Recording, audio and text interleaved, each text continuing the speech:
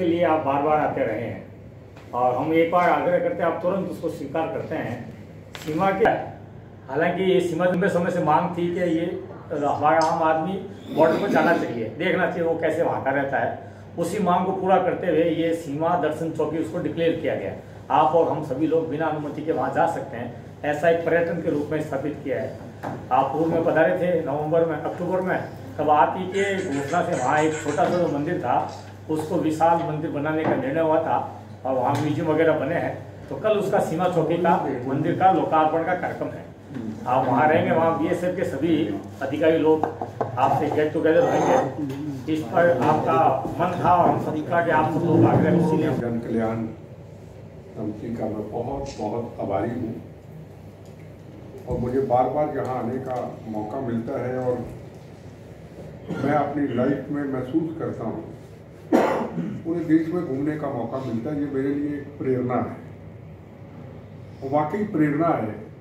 जहाँ को वोट नहीं है, जहाँ को कुर्सी नहीं है, यहाँ कुछ नहीं, सिर्फ मातृभूमि की सीमाओं की रक्षा एक तो जवान करता है। एक जवान के साथ जो रास्ते में गांव लगते हैं, हम कल निकलेंगे, पिछली बार निकले थे, उन लोगों को मिलकर गए थे, उनकी भी आंखें खुली रहें कि हमारा भी कर्तव्य बनता है कि हम बगैर वर्दी से इस राष्ट्र की सीमाओं की रक्षा करें। वो गलत तो नहीं कुछ हो रहा।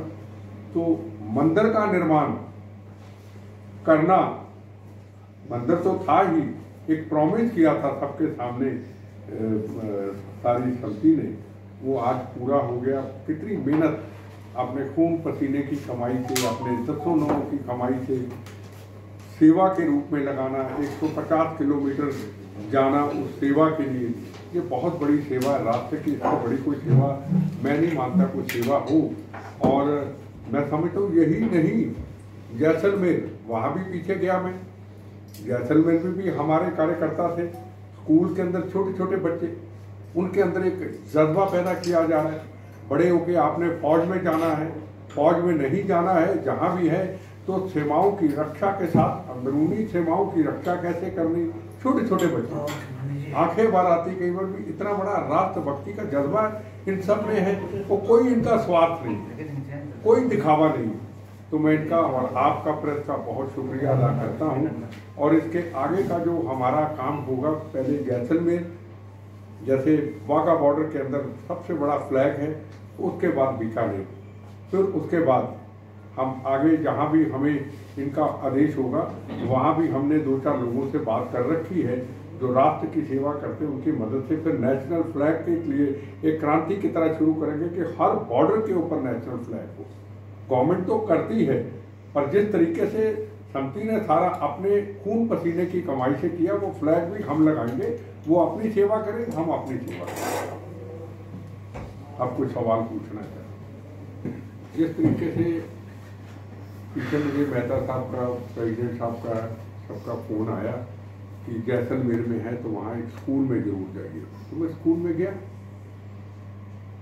युवाओं के अंदर एक अंदरूनी सुरक्षा के लिए और फौज में जाने के लिए, बीएसएफ में जाने के लिए एक प्रेरणा है। जब बच्चों को अभी से हम एक जज्बा पैदा कर लेंगे राष्ट्र प्रति, अगर 1000 बच्चा है तो 1000 बच्चा में से 600-700 तो जरूर फौज में जाएगा। बाकी जहाँ भी होंगे वो अपनी सीमाओं की रक्षा करेंगे। जैसे ये हैं बगैर वर्दी पे हैं हम सब, अब ये छोटा बच्चा है, इसके अंदर जज्बा है, जब भी बड़ा होगा ये भी अपनी किसी न किसी रूप में, ये हर चीज़ आएगी इसमें और है इसमें। और ये मैं आपको सच्ची बताऊँ, मैं इतना पुराना टकसाली कांग्रेसी हूँ, मैंने ये चीज़ें नहीं देखी। मैंने अपनी बचपन से हम सब करते थे, हमने अपनी विचारधारा को छोड़ा नहीं। हमारे साथ वाले उनकी विचारधारा बदल गई, सबकी विचारधारा कुर्सी सत्ता कुछ पाना है, हम उस लाइन के है नहीं। तो वो इन्हीं में ही सब कुछ हमें लगता है कि यही सब कुछ है। अब चैनलों में भी कई बार डिस्कशनें होती है, कई बार आरएसएस के ऊपर चर्चा का विषय बन जाता है, कई लोग कुछ भी बोल जाते हैं, उसके ऊपर आपके बीकानेर की ही मैं इस संस्था की मैं चर्चा करता हूँ। और मैं दिखाता हूँ उनमें कोई एमएलए है क्या। अगर शेखावत साहब हमारे जनरल सेक्रेटरी रहे, चीफ जनरल सेक्रेटरी रहे, 10 साल के 12-13 साल रहे, मुझे पता ही नहीं। उस आदमी का मुझे अब पता चला अब जब मैं जैसलमेर गया, जैसलमेर से वापस आया और वहां जब मैं डीआईजी से बात की, कहते यहाँ तो पानी था ही नहीं। कच्छ बॉर्डर गया डीआईजी के साथ, वहां गया राखी के दिन महिलाओं को लेकर के, उन्होंने कहा यहाँ तो पानी था ही नहीं। कौन लेके आया पानी? क्योंकि शेखावत साहब सेक्रेटरी जनरल इधर के रहे थे, 10 साल उन्होंने सेवा की थी। जब उस डिपार्टमेंट के मंत्री बने तुरंत उन्होंने सबसे पहले बीएसएफ के लिए सब जगह पे पानी का इंतजाम किया जहां हो ही नहीं सकता। तो ये जो भी इधर से कहीं राजनीति में भी जाएंगे, जैसे शेखावत साहब राजनीति में भी चलेंगे, होंगे बीजेपी से अपना नहीं बदलाव, अपना मतलब राष्ट्र है। देखो उन्होंने क्या कुछ किया। ये भावना अगर कोई पॉलिटिक्स में है तो पॉलिटिक्स में ये भावना होनी चाहिए, तो राष्ट्र कभी कमजोर नहीं होता। आप कर रहे हैं कि राष्ट्र सेवा में युवाओं की भागीदारी होनी चाहिए। 2 साल हो गए सेना भर्ती नहीं हुई। मैं एक चीज आपको कहूं, आपको भी फिक्र होगा, मुझे भी फिक्र होगा। मैं हिंदुस्तान के प्रधानमंत्री नरेंद्र मोदी जी के ऊपर सीमाओं की रक्षा की, अपनी डिफेंस को मजबूत करने के लिए मैं गारंटी से कहता हूं, जहां कहो करनी माता जी के चलता हूं, कसम उठाता हूं। उसने व्यक्ति ने, उस प्रधानमंत्री जी ने प्रधानमंत्री बनते आके ही डिफेंस के ऊपर जितना काम किया है, मेरा ख्याल कभी इतना हुआ ही नहीं होगा। उनका दिमाग ही इसी में चलता है। फाइल रुकनी नहीं चाहिए डिफेंस के ऊपर। आज देखिए हमारी सीमाएं कितनी मजबूत है। क्या पहले थी कभी ऐसी? चाइना के ऊपर कुछ भी बॉर्डर पे बोलता रहे, आज अगर चाइना पर बॉर्डर पे आज हम मजबूत हैं तो प्रधानमंत्री जी की हिम्मत से मजबूत है। खुद जाते हैं, दिवाली के दिनों में जाते हैं, नए साल में जाते हैं, जवानों के साथ रहते हैं, फोटो नहीं खिंचाते हैं, दिखावा नहीं करते। जहां कहो मैं कसम उठाता हूँ, मेरा कोई उनसे मतलब नहीं, मैं कभी उनको मिला नहीं, इसलिए हमें इस चीज का फिक्र नहीं। वो कहते आप सो मैं जागूंगा, जवान जागेगा मैं उनके साथ जागूंगा। सर्जिकल स्ट्राइक की आपके सामने, 370 धारा हटाई आपके सामने, गोलियां जम्मू कश्मीर में पहले चलती थी, अब भी देख रही चलती अब भी है। और आज 10 आतंकवादियों को रोज मारते हैं, ठोकते हैं उनको रोज। पहले ऐसा नहीं था, पहले तिरंगे झंडे का अपमान होता था, हमारे जवानों के ऊपर पत्थर फेंके जाते थे, तो रोज जवानों की शहादत होती। आज देखो हम कहाँ खड़े। नहीं, आप इसको हम ये क्या कहें, कांग्रेस की कमजोरी कहें या? देखो अपन किसी को क्यों बुरा नहीं सर, एक निवेदन था, आप बुरा तो नहीं कर रहे, आप कह रहे हैं मैं कट्टर कांग्रेस से रहा हूँ। नहीं, अभी हूँ, अभी भी मैं तो देखो मेरे 70 साल में जब आपने आपके राज चला तो क्या कमजोरी थी उस समय? मेरी बात, मैं कांग्रेसी हूँ। सुभाष चंद्र बोस, सरदार पटेल, लाल बहादुर शास्त्री की सोच। मैं रह गया अकेला, इन्होंने कर ली कुर्सी सत्ता से दूर की। मैंने अपनी विचारधारा को नहीं बदला। नरसिम्हा राव जी के साथ था यूथ कांग्रेस का प्रेसिडेंट, पंजाब को आतंकवाद से मुक्त किया था। नरसिम्हा राव जी ने पीएम हाउस में हजारों की रैली में कहा था, बेटा मौत तक अपन बांधना होगा और आतंकवाद को समाप्त करना होगा, जीवित रहे न रहे, और आतंकवाद को समाप्त किया। ठीक है, एक सोच थी नरसिम्हा राव की लीडरशिप की, सोच थी। पर आतंकवाद आया भी हमारी गलतियों से था। पर अगर आज आतंकवाद के ऊपर नकेल डाली है, वो नरेंद्र मोदी जी की पॉलिसी है, अमित शाह जी की पॉलिसी है, उनकी एक विचारधारा है। आज 370 धारा हो हटी, बताओ कहीं कोई दंगे फसाद हुए? मैं एक हूं तो भारतीय, कांग्रेसी क्या होता है, क्या होता है सीपीएम से, क्या होता है? हम भारतीय हैं भाई। हम मुशर्रफ की तो तारीफ कर देते हैं, हम बाहर के अमेरिका के राष्ट्रपति की तारीफ कर देते हैं, हम किसी और की, अपने प्रधानमंत्री की तारीफ करने के लिए मुझे क्या किसी से लाइसेंस लेना पड़ेगा क्या? अच्छा है तो अच्छा है, आप मेरे से शाम तक बहस कर लो इसके ऊपर। मोदी जी ने क्या किया मैं आपको गिनती से बता दूंगा, मेरे को किताब नहीं पढ़ी जो आंखों से देख रहा हूं मैं। सीमाओं की रक्षा है, राम जन्मभूमि का निर्माण है, कॉरिडोर है, करतारपुर साहब खुला है, अभी बद्रीनाथ और केदारनाथ का रास्ता बन रहा है। कभी सोचो उसके बीच में हेमकुंड साहब भी कर रहे हैं। को पंजाब के किसान माने ना माने, पंजाब के लोग माने ना माने, वो कहना मेरा कर्म है, मैं अपने कर्म को पूरा करूंगा, वो कर रहा है। अब हमें उस चीज दिखाई दे रही है तो हम तो उसके ऊपर बोलेंगे ना। मेरा सवाल इतना होने के बावजूद, एक मिनट जी, इतना होने के बावजूद युवाओं में फौज के प्रति चार्म कम होता जा रहा है। मतलब उनकी जो सेना में जाने की जो देशभक्ति की जो भावना थी, अब युवाओं में धीरे धीरे कम होती जा रही है। मैं अब एक सवाल सर इनके साथ ही मैं करूंगा, इन्हीं से जुड़ा हुआ सवाल है। मेरे को कई आर्मी के लोग ही मिले, वो एमएलएम में जा रहे हैं। मैंने कहा क्या कर रहे हो तुम? देश में एमएलएम, मल्टी लेवल मार्केटिंग है। मैंने कहा क्या कर रहे हो तुम, आर्मी में हो, मैं आपसे देशभक्ति कर रहे हो, क्या कि यार वो लाइफ हमने जी ली। दो बातें। अब गुजरात में लोग कहते थे, अखिलेश यादव ने कहा था, गुजरात के लोग तो फौज में है ही नहीं, अखिलेश यादव कहता था, आपने भी सुना होगा आज से 5-6 साल पहले, जो गुजरात ने हमें दिया है, पूरे राष्ट्र को दिया है, शायद किसी ने दिया ही ना हो। अब की बात कर रहा हूं मैं, वहां व्यापार पूरे देश में चलता है, यहाँ चलता है, पंजाब में चलता है, पूरे देश में चलता अमेरिका है। तक नहीं, मैं जनरल बात कर रहा हूं। हमें गुजरात में 2 व्यक्ति मिले, नरेंद्र मोदी मिला, एक तो पहले सरदार पटेल मिले थे, नरेंद्र मोदी मिला और अमित शाह मिले, पूरे देश का एक माहौल बना है। हर आदमी की लाइन अलग अलग है, पर आप जो कह रहे हैं कि राष्ट्रभक्ति की भावना कम होगी, मैं सहमत नहीं हूं। मैं बड़ी बड़ी यूनिवर्सिटी कॉलेज में जाता हूं, आज के मॉडर्न तरीके से बच्चों को देखता हूं, उनके लिबास को देखता हूं, और मैं कई बार सोचता हूं मैं कहाँ आ गया भाई, क्या मेरी जो लफ्ज है, जब मैं जो बोलूंगा इनको समझ आएंगे नहीं। उनकी आंखों में आंसू निकलते हुए देखता हूं। बॉम्बे है, 26/11 की घटना हुई, लाखों लोग जहां घटना हुई थी गेट ऑफ इंडिया में आ गए, राष्ट्र से प्यार था। मैं आपसे सहमत इस चीज से नहीं हूं कि फौज में नहीं जा रहे या उनकी व्यापार हर तरफ से आदमी करता है, वो भी अपनी देश की सेवा करता है। अब मैं कोई पॉलिटिशियन तो नहीं हूँ, वर्दी के बगैर हूँ, ये वर्दी के बगैर है, ये वर्दी के बगैर है, इन्होंने अपना घर पर छोड़ा है, परिवार कहाँ है। ये हम राष्ट्र के लिए ना, जहां भी जाओ, को पत्रकार आप हैं, आप भी राष्ट्र के लिए अच्छे एडिटोरियल लिखते हैं, आपसे हम पढ़ते हैं, हम आपसे प्रेरणा मिलती। तो हर आदमी का एक अपनी लाइन है, को फौज में जाएगा, को व्यापार में जाएगा, को डॉक्टर बनेगा, को साइंटिस्ट कल्पना चावला की तरह बनेगा। अब देखो, हिंदुस्तान के अंदर हमारे फॉरेन मिनिस्टर जयशंकर जी, कभी ऐसा सुना कि कोई ब्यूरोक्रेट मनमोहन सिंह को नरसिम्हा राव लाए थे? ठीक, मैंने मनमोहन सिंह जी के एक सवाल पूछा था, मैं उनको प्रधानमंत्री नरसिम्हा राव, मैं कहा मनमोहन सिंह जी को क्या बनाया, वो तो पॉलिटिशियन नहीं थे। कहते बेटा इसलिए लाया था, अगर मैं किसी को बना देता, कमलनाथ नाम लिया था उन्होंने, ऐसे आदमी को किसी को बना देता तो देश तो आगे गिर भी जा चुका था, तो देश का क्या होता। इसलिए बनाया ब्यूरोक्रेट को कि ये सारी पॉलिसी जानता है, तो उनको बनाया। तो वही देखो, आज नरेंद्र मोदी जी ने ये नहीं देखा हमारा कार्यकर्ता खुश हो ना हो, पब्लिक आम खुश हो ना हो, मेरा राष्ट्र प्रथम जो है वो मजबूत रहे। आज देखो बनाया उनको, पुरी साहब को बनाया, ब्यूरोक्रेट जो इंटेलिजेंट थे उनको वहां कर दिया, गुस्सा करता जाए, वोट देना दो नहीं देना, मैं तो भाई राष्ट्र मजबूत हुआ, हमारी फॉरेन पॉलिसी मजबूत हुई, हमने 370 धारा हटाई, पूरे देश के अंदर एक भी आवाज पूरे हिंदुस्तान से विरोध की नहीं उठी, पाकिस्तान के फेवर में नहीं उठी, हमारे खिलाफ नहीं उठी। ये हमारी छोटी छोटी कई चीजों की बड़ी प्राप्ति है।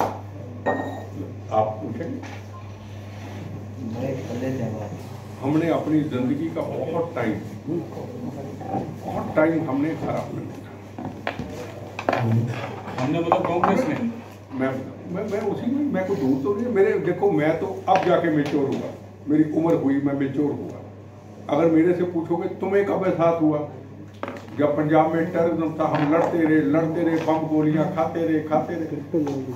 नरसिम्हा राव जी ने हमें दिल्ली में बिठा दिया, उनको किसी ने बता दिया इसको वहां मार देंगे, वो कह रहे तुम दिल्ली, मुझे नहीं बताया, तुम मेरे बाद यूथ कांग्रेस के प्रेसिडेंट बनो। मैं बैठ गया।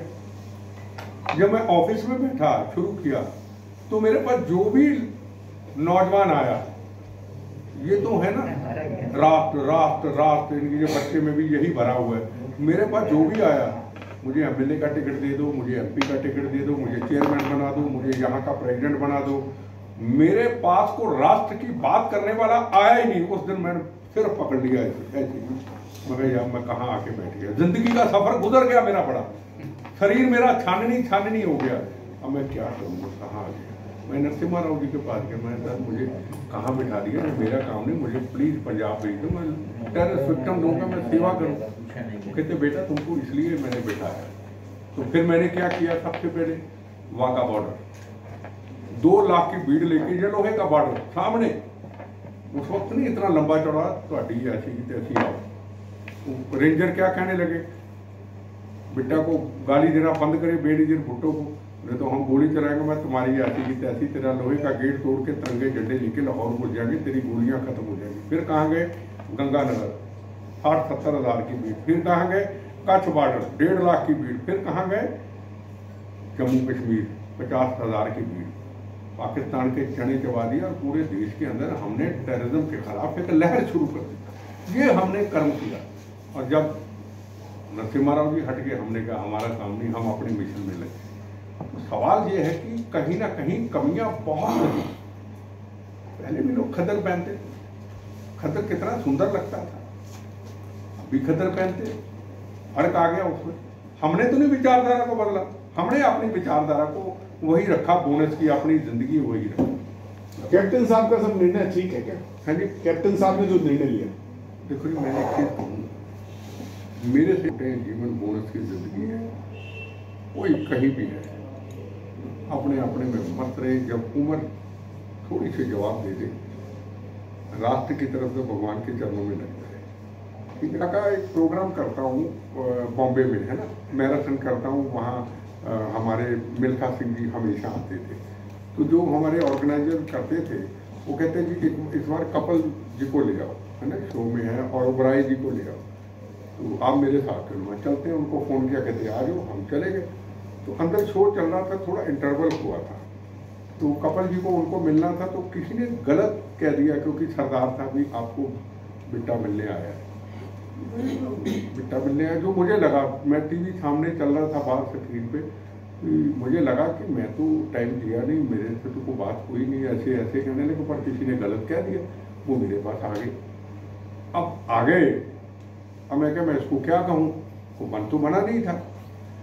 तो मैंने उनको कहा, उस वक्त इनकी चर्चा चल रही थी कांग्रेस में जाने की, आम पार्टी में जाने की। मैं सिद्धू साहब जहाँ भी टिके हो, शो भी चल रहा है, बीजेपी में हो, आपकी इज्जत भी बड़ी है, आप टिके रहो, पगड़ी की शान बहुत है। मेरी हाथ जोड़ के निवेदन है, मेरा कोई अनुभव है, आप अचानक मिले, प्लीज़ आप कहीं मत जाना। अब जहाँ सजे हो सजे रहो, लोगों के दिल भी खुश करते, लोग आपको प्यार भी करते। तो मुझे कहने लगे पंजाबी में, और मैं पंजाब बचाना है, पंजाब तो अभी बचाता हाँ जी नहीं, उत्थे तो अपन ने वो ड्रग्स का काम है, वो ठीक करना है। मैं फिर तीसरी बार कहा, फिर वही अहंकार है पैदा करना है। मैं कहा मैं तो टांगे टूंगे तड़वा के आ गया भैया, भगवान की कृपा से मुंह से निकली बात। उसी दफ्तर में बैठे जहां कभी मैंने मंत्रीशिप छोड़ी थी, दोबारा कभी वो दफ्तर ऑफिस की शक्ल भी नहीं देखी। मुझे पता था इसका हाशर वही होगा, और आज इसका हाशर वही है, धोबी का कुत्ता घर का ना काट का। अठन्नी के 10 पैसे हो गए हैं, ना इधर का ना इधर का रहा ना उधर का रहा। अगर मैं नहीं कहता बीजेपी में जाता, पर जहां बीजेपी में टिका रहता, आज हिंदुस्तान का टॉप का कैबिनेट मिनिस्टर होता। गुरु अब क्या, मैं चीफ मिनिस्टर हुआ है, चीफ मिनिस्ट्री की क्या चीफ मिनिस्ट्री है बताओ। अब पता नहीं कौन आएगा कौन नहीं आएगा, हमें तो पता नहीं। तो सवाल है, कई बार हम ऐसे गलत फैसले चुन लेते हैं कि मेरी जिंदगी 200 साल है। मैं कहता हूँ मेरी जिंदगी बोनस है, आज है कल नहीं। सर, सरकार तो आती जाती रहेगी, क्या हमारी भागीदारी नहीं है कि हम आने वाले जनरेशन को आर्मी में आने के लिए 1965 के युद्ध में वहाँ क्योंकि अपनी वहाँ फौज थी नहीं, तो पाकिस्तान ने कब्जा कर लिया था 2-3 दिन के लिए, कि अपनी जैसे अपनी इन्फॉर्मेशन के अपने लोगों ने उनको वापस खदेड़ दिया। उस समय पर वहाँ मंदिर रहा, तो वहाँ की सेना जो भी गई, उस समय गंगा रिसाला की कोई टीम गई थी, तो उन्होंने उस मंदिर को स्थापित कर दिया था। वो जैसा बना वैसे ही उसको थोड़ा बहुत ऊपर नीचे करते रहे थे। अभी उस चौकी को सीमा दर्शन चौकी के रूप में डिक्लेयर कर दिया गया है। इस कारण से वहाँ पर्यटन की दृष्टि से उसको अच्छा करना है। इसी उद्देश्य से हम गए, तो डीआईजी साहब का भी आग्रह था, हम सब लोगों की इच्छा थी, इसलिए हमने उस मंदिर को अडॉप्ट किया और नीचे से लेकर ऊपर तक कंप्लीट उसको नया नवनिर्माण करके कल उसका साफ यहाँ से ही लोकार्पण होने वाला है। 19 अक्टूबर को साफ यहाँ से उसका वो शिलान्यास हुआ था, और कल ये अभी अंतिम जो स्वरूप बना है मंदिर का, वो फोटो है। कितना खर्चा है इसमें? इसमें लगभग 20 लाख के आसपास खर्च हो गया। वो पूरी तरह से सीमाजन के प्रेरणा से बीकानेर के भामाशाह द्वारा खर्च किया गया, कोई सरकारी सहायता इसमें नहीं है। माता जी का मंदिर है? माता जी का मंदिर। मूर्ति इसमें वही है जो पहले लगी हुई थी, उसको नहीं, करनी माता की मूर्ति वही है। आज भी मुझे किसी परिवार के घर लेके गए, गौ माता पूरे देश में घूमता हूँ, दिखावे जा रहा है, कोई कुछ नहीं करता है। इतना सा करके शोर मचाते, ये शोर नहीं मचाते।